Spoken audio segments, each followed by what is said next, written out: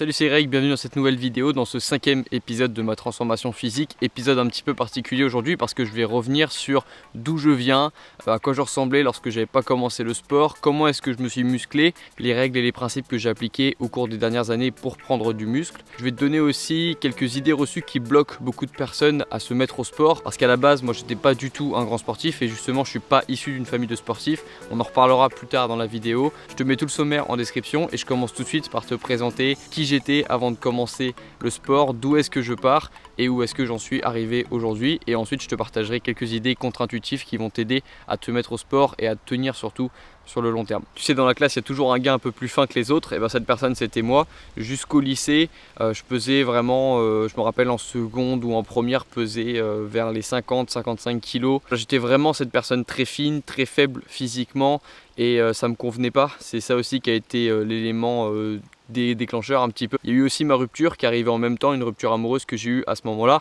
et ces deux facteurs combinés, une envie de devenir plus fort plus une envie de trouver quelque chose après une rupture amoureuse, ça a été les deux éléments déclencheurs pour me mettre au sport. Et ensuite j'en suis arrivé au niveau que j'ai actuellement, 3 ans plus tard, 20 kilos en plus sur la balance et je me sens beaucoup mieux physiquement et mentalement. On parle beaucoup des personnes qui avaient du mal à perdre du poids, qui avaient plus de poids que ce qu'elles désiraient et du coup qui cherchent à perdre du poids, mais on parle peu aussi des personnes qui se sentent très fines, qui ont beaucoup de mal à prendre du poids, et moi j'étais plutôt dans cette catégorie de personnes. C'était difficile pour moi de prendre du poids, donc j'avais vraiment toutes les caractéristiques de la personne fine qui galère à changer de catégorie, qui aimerait devenir une personne un peu plus musclée, un peu plus athlétique. Maintenant, comment est-ce qu'on fait pour se mettre au sport? Quelles sont les règles que j'ai appliquées? Quelles sont les idées reçues et les croyances limitantes que j'ai dû exploser pour progresser? C'est ce qu'on va voir tout de suite et on commence avec la première idée reçue sur le sport. En fait, tu remarques qu'il y a beaucoup de personnes qui font leur première séance de sport et qui abandonnent vraiment les jours d'après, ou alors qui font 2-3 séances de sport, qui tiennent une semaine, 2 semaines, 3 semaines, et puis après qui arrêtent d'un coup et qui sont même parfois dégoûtés du sport. Et moi j'ai toujours cherché à comprendre pourquoi ces personnes arrêtent à ce moment-là, et puis j'ai compris en parlant avec des personnes ou en voyant de mes propres yeux des personnes abandonner après leur première séance, et je pense que j'ai compris il n'y a pas longtemps pourquoi ces personnes abandonnent, et ça va être ça la première idée reçue qu'on va essayer de casser dans cette vidéo. En fait, il y a beaucoup de personnes qui, après avoir fait leur première séance de sport, vont se dire: ah ouais, donc là c'était dur, il va falloir que je refasse ça 100 fois, 200 fois, 300 fois pour être en forme. Ah non, je préfère abandonner. Et en fait, ces personnes, au lieu juste d'apprécier d'avoir fait l'effort ce jour-là, d'avoir fait une séance de sport et de l'avoir menée jusqu'à son terme ce jour-là, vont préférer se dire: ah mais tiens, va falloir que je refasse ça 50 fois, 100 fois, va falloir que je fasse ça toutes les semaines pour progresser. Mais c'est l'enfer. Attends, c'est quoi ce truc de sport? J'ai pas signé pour ça, moi j'ai pas signé pour souffrir. Et en fait, pour une fois, il faut pas penser long terme avec le sport comme ça. Il faut pas se dire: ah ouais, va falloir que je le refasse telle fois, telle fois, telle fois. Il y a aucun athlète vraiment qui pense comme ça. Au contraire, pour une fois, il faut que tu penses court terme. C'est-à-dire que si tu as fait ta séance du jour, c'est tout. T'as pas besoin de penser à autre chose. T'as pas besoin de te dire: ah, il va falloir que je répète cet effort 50 fois, 100 fois, 150 fois. En fait, pour te muscler, pour changer ta corpulence, pour changer ta condition, t'as pas besoin de faire 150, 300 séances par an. Tu as juste besoin de faire ta séance aujourd'hui. Et c'est ça qui, moi, m'a aidé à me mettre au sport. C'est que j'ai compris que j'avais pas besoin de compter forcément le nombre de séances que j'allais devoir faire dans l'année, de m'imaginer le nombre de fois où j'allais être au bord de vomir, ou alors que vraiment j'allais être vraiment pas bien, que j'allais me mettre la misère dans les séances de sport. J'ai pas pensé à tout ça tout de suite. Moi, j'ai juste pensé à la séance que j'avais à faire aujourd'hui. C'est comme ça que moi, j'ai réussi à vraiment créer une habitude comme ça. C'est juste en me disant: qu'est-ce que j'ai à faire aujourd'hui? Le reste, les efforts que tu vas fournir demain, après-demain, la prochaine séance, ça sera un autre jour. Entre ta séance d'aujourd'hui et la séance de demain, tu auras dormi, tu auras mangé, tu auras eu des trucs parfois qui t'auront énervé et ça va t'aider pour ta séance de sport même. Donc ça sert pas à grand chose de penser à la prochaine séance de sport et à toutes les séances de sport que tu vas, tous les efforts que tu vas devoir fournir les jours et les semaines d'après. Pense plutôt à ta séance de sport d'aujourd'hui et dis-toi que si tu as fait ta séance de sport aujourd'hui, tu n'as pas besoin de penser plus loin, tu as fait le travail, tu as fait le taf de la journée et tu peux te coucher satisfait. La deuxième idée reçue que j'entends beaucoup sur le sport, c'est: ouais, mais moi je suis pas né dans une famille sportive. Et moi aussi je pensais comme ça avant, parce qu'on a tous connu une famille de sportifs où t'as, allez, c'est vraiment le cliché, mais t'as le mari, la femme, l'enfant et la fille, le garçon et la fille, ils vont tous courir ensemble le dimanche matin, ils vont se faire un petit footing et puis après ils mangent un petit déjeuner équilibré. En vrai, je pense qu'on a tous connu une famille de sportifs comme ça, et ça c'est vraiment une idée reçue, ou c'est en tout cas une forme de procrastination, parce qu'en réalité t'as pas besoin d'être né dans une famille sportive pour aimer le sport. Moi-même, je suis pas issu du tout d'une famille sportive, au contraire, et j'avais pas cette fibre du sportif avant, parce que ça, il y a beaucoup de personnes qui se disent aussi, non, moi j'ai pas ça dans mes gènes, j'ai pas les gènes du sportif, j'ai pas une famille sportive, c'est pas pour moi. C'est pour les personnes qui courent en famille le dimanche matin. Et si tu penses comme ça, c'est souvent parce que les athlètes de haut niveau, eux, sont nés dans une famille de sportifs, mais on n'a pas tous besoin de devenir un athlète de haut niveau. Si tu veux juste changer d'apparence physique, changer ta condition, avoir un meilleur physique, t'as pas besoin d'être né dans une famille de sportifs de haut niveau, t'as même pas besoin d'être né dans une famille de sportifs tout court.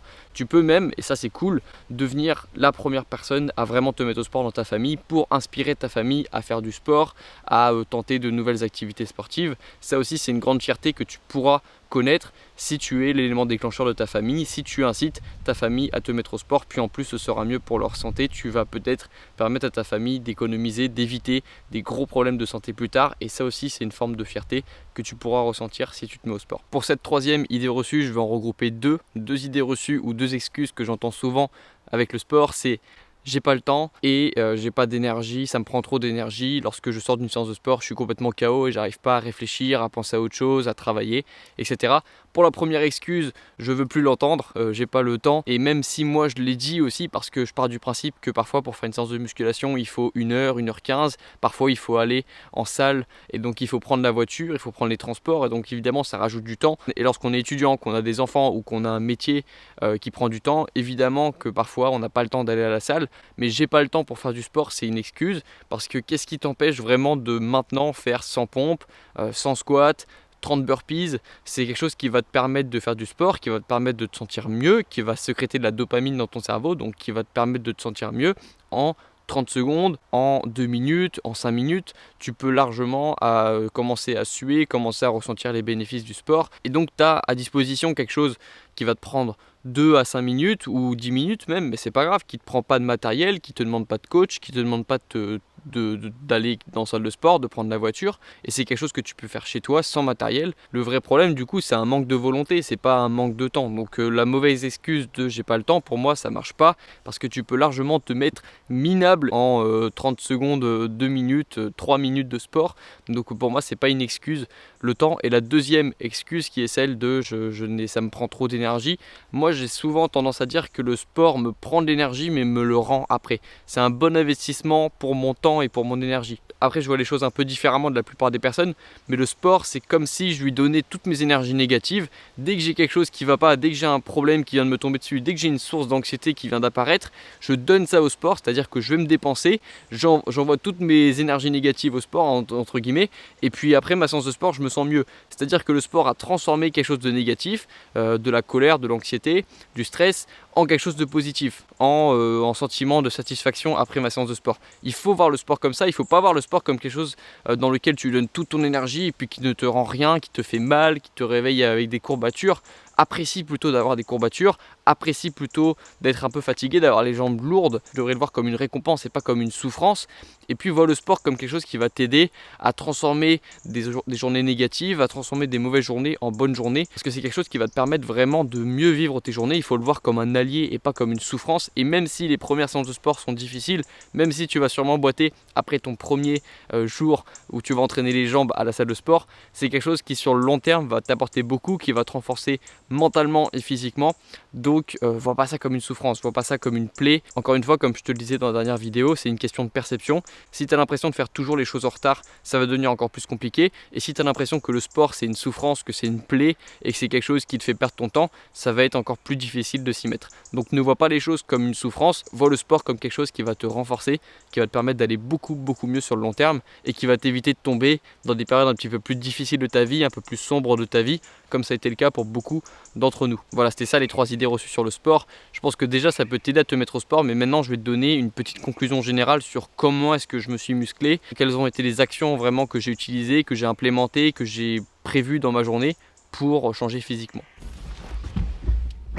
Ok, séance terminée, on va finir cette vidéo avec des petits principes qui moi m'ont aidé à tenir sur le long terme, à faire du sport une habitude ancrée dans mon quotidien. Et on entend plein de conseils différents sur les habitudes. Il y en a qui disent qu'une habitude met 21 jours à être intégrée dans ton quotidien ou 4 semaines, je sais plus. Tout le monde a ses petits trucs et astuces. Moi mon astuce c'est de faire partie d'un groupe, physiquement ou virtuellement, de personnes pour qui cette habitude n'est pas quelque chose de nouveau, mais c'est la norme en fait. Si tu passais une semaine avec moi, tu ferais facilement 4-5 séances de sport par semaine sans avoir trop d'efforts à faire parce que tu aurais juste à suivre mon programme, à suivre mon quotidien et puis voilà, tu ferais tes séances de sport sans te poser trop de questions. Ça serait pas quelque chose de nouveau pour toi, pas quelque chose d'effrayant pour toi.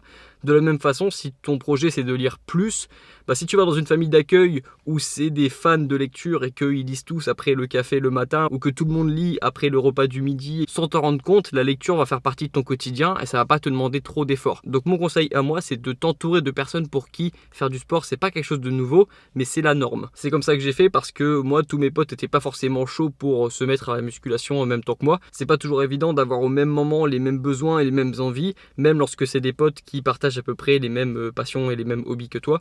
Donc mon conseil c'est ça, entoure-toi de personnes pour qui c'est la norme et pour qui c'est pas quelque chose de difficile, et petit à petit tu vas faire partie de ces personnes là pour qui c'est pas difficile de s'entraîner. Et le dernier conseil c'est de commencer à réfléchir à 3 piliers, à essayer d'optimiser 3 piliers dans ton quotidien dont je te parle souvent dans cette playlist, dans cette série de ma transformation physique et que tu dois du coup commencer à connaître si tu m'écoutes régulièrement. C'est le sommeil, l'entraînement et la nutrition. Si tu maîtrises ces 3 piliers, si ça progresse dans ton quotidien, toi tu vas progresser dans ton quotidien. Donc moi ce que je faisais c'est que parfois je m'attachais des posters dans ma chambre qui me rappelaient une personne qui m'inspire, ou alors je mettais des citations dans ma chambre, carrément dans mon appartement à Caen que tu connais bien si tu as suivi toute mon année en droit. Il y a des posters un petit peu partout, sur la porte, sur le frigo, de citations qui m'inspirent moi et qui me rappellent dans mon quotidien mon but, mon pourquoi est-ce que c'était important pour moi de me mettre au sport, pourquoi est-ce que c'est important pour moi de continuer, etc. Des citations qui peuvent t'aider à ne pas abandonner, mais vraiment le plus important c'est ces 3 piliers, c'est le sommeil, la nutrition et l'entraînement. C'est pour ça que moi je te montre dans mes vidéos mes entraînements, c'est pour ça que je te montre ma diète et c'est pour ça que je t'ai fait aussi une vidéo de ma transformation physique où je te parlais beaucoup du sommeil, où je te présentais un accessoire pour mieux dormir, etc. Parce que le sommeil c'est extrêmement important, la récupération de manière générale c'est extrêmement important, c'est quasiment aussi important que l'entraînement. Il y a beaucoup de sportifs, il y a beaucoup de coachs qui le répètent et qui ont raison, le sommeil c'est extrêmement important également et c'est un facteur à prendre en compte. Si ces 3 facteurs là vont bien dans ta vie et que tu t'entoures de personnes physiquement ou virtuellement qui aiment faire du sport, qui s'entraînent régulièrement, ça va le faire et tu commenceras très bientôt à ressentir les effets positifs d'une bonne séance de sport. Tu vas avoir cet influx de dopamine qui va se dissiper dans ton corps et qui va te faire beaucoup de bien après une séance de sport, qui va te redonner confiance en toi, qui va te rendre plus heureux dans ton quotidien, qui va te rendre moins anxieux aussi. Parfois lorsqu'une situation t'arrive dessus, tu as le cœur qui commence à battre, tu commences à avoir plus de mal à respirer et le sport justement libère ça, tu te sens beaucoup mieux après, tu respires beaucoup mieux. Et voilà, je te souhaite d'intégrer le sport dans ta vie, je te souhaite de supprimer ces barrières mentales et ces idées reçues qu'on a sur le sport. Et je te dis du coup à très bientôt dans la prochaine vidéo, on va continuer cette transformation physique. Je t'invite à regarder les épisodes précédents si tu n'as pas encore suivi cette série et je t'invite à rester et à t'abonner pour recevoir les prochains épisodes où je vais continuer de te filmer tout au long de mon année, non seulement ma transformation physique mais aussi mon année en droit du numérique, ma dernière année d'études. A priori je vais te filmer tout ça. Donc voilà, je te dis à très bientôt dans la prochaine vidéo. Prends soin de toi, prends soin de tes projets, prends soin de ton corps et à la prochaine. Ciao. I have a dream, that's all I need. I'll make it happen with some work and belief. Know what I want, so I'll take it on. I've made mistakes, but mistakes make you strong. Let's break it down for a minute. I want the crown, I'm gon' get it. You hear me loud, man, I'm winning. Yeah, Charlie Sheen will be grinning. These ladies know that I'm sinning, and this is just the beginning. I'm closing in the night inning. There ain't no point in resisting. Living life like a dream, live it right, that's the thing. Every night got a team, I've been tied to the scene. Out on stage, hear them scream. Okay, it's a dream, and I pray as a team. One day it'll be me. If I want it, then I get it. Head down, don't regret it. Push myself.